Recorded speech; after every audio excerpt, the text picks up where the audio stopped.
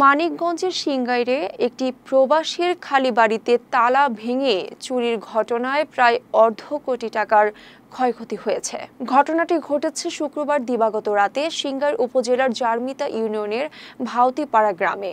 ভুক্তভোগী প্রবাসী মোহাম্মদ কফিল উদ্দিন সপরিবারে ওই সময় সাভারের একটি হাসপাতালে অবস্থান করছিলেন। এ সুযোগে দুর্বৃত্তরা ঘরে তালা ভেঙে ভেতরে ঢুকে 22 ভরি স্বর্ণালংকার ও 16,90,000 টাকা লুট করে নিয়ে যায়। সিংগাইর থানার ভারপ্রাপ্ত কর্মকর্তা ওসি তৌফিক আজম জানান, ঘটনার পরপরই পুলিশ ঘটনাস্থলে গেছে, তদন্ত চলছে, পরবর্তী আইনি ব্যবস্থা নেওয়া হবে। সকাল ভোরে আমার ছোট ভাই ফারুক আমাকে ফোন দিছে, ভাই একটা দুর্ঘটনা হয়ে গেছে।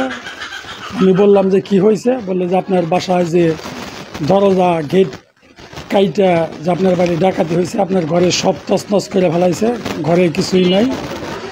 তো আমি ইমার্জেন্সিভাবে মোটর সাইকেলে বাসায় এসে দেখি আমার বাড়ির লোকজন ভরা, ঘর বাড়ির তছনছ করে ফেলাইছে, গেট মেট সব ভাঙ্গিয়া, আলমারি শোকেস সব ভাঙ্গিয়া আমার যে ঘরে মালামাল ছিল সব লুট করে নিছে।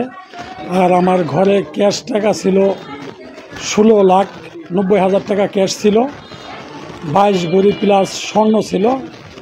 22 ভরি প্লাস স্বর্ণের মধ্যে আমার মেয়ের স্বর্ণ ছিল, মেয়ের গলার নেকলেস, তার হাতের রুলি ছিল, কানে গয়না ছিল, মাথার টিকলি ব্যাসলাট এগুলো ছিল।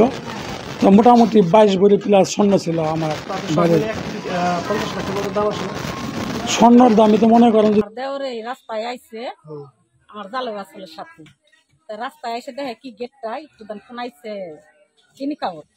তখন ভিতর বাড়ি, আমরা আবার ভিতর বাড়ি থাকি, ভিতর বাড়ি আমার দেওয়ার যায়, তার আমার বাসুর পুত্রে ডাক দিছি।